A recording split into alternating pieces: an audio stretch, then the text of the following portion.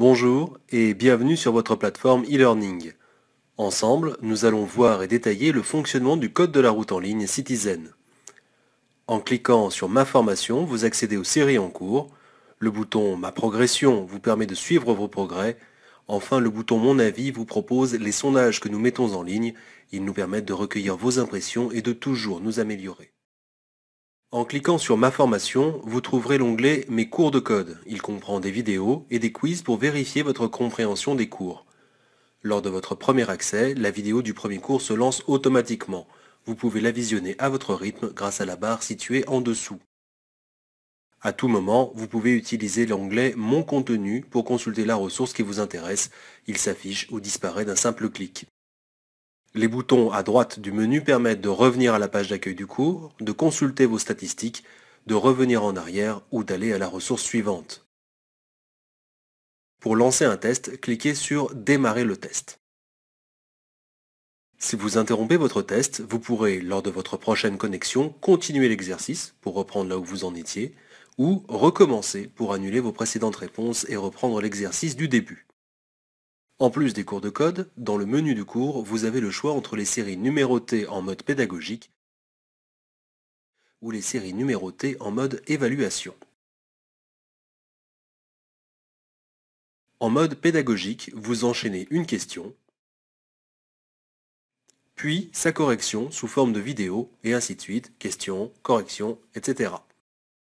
Si vous choisissez les séries en mode évaluation, les séries seront les mêmes, mais cette fois-ci, vous enchaînez toutes les questions sans correction intercalée. Ces vidéos de correction sont toutefois disponibles à la fin du test sur la page de résultats. Autre choix possible dans le menu du cours, les séries thématiques qui contiennent chacune 10 questions sur le thème choisi, arrêt, stationnement, notions pratiques, signalisation, visibilité, éclairage, etc. Là aussi, vous pouvez vous exercer en mode pédagogique, c'est-à-dire avec les vidéos de correction intercalées, ou en mode évaluation. Dans une série, pour répondre, il vous suffit de cliquer sur la lettre correspondant à votre choix de réponse. Vous avez cliqué sur la mauvaise réponse et vous voulez en changer, recliquez simplement sur la lettre pour désélectionner votre réponse. Lorsque vous êtes sûr de votre choix, cliquez sur le bouton Valider. Vous arrivez alors soit sur la correction, soit sur la question suivante en fonction du mode choisi. À ce niveau, vous voyez un temps s'écouler à partir du moment où la question a été lue.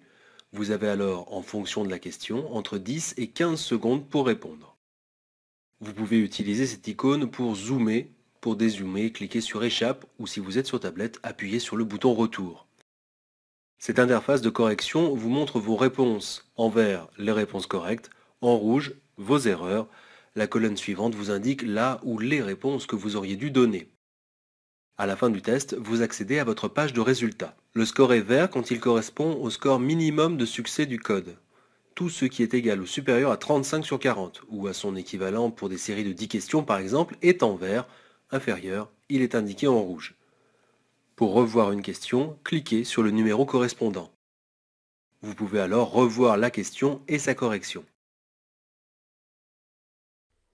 Dernier parcours disponible depuis l'interface, le parcours examen. 3 séries sont disponibles pour tester votre niveau.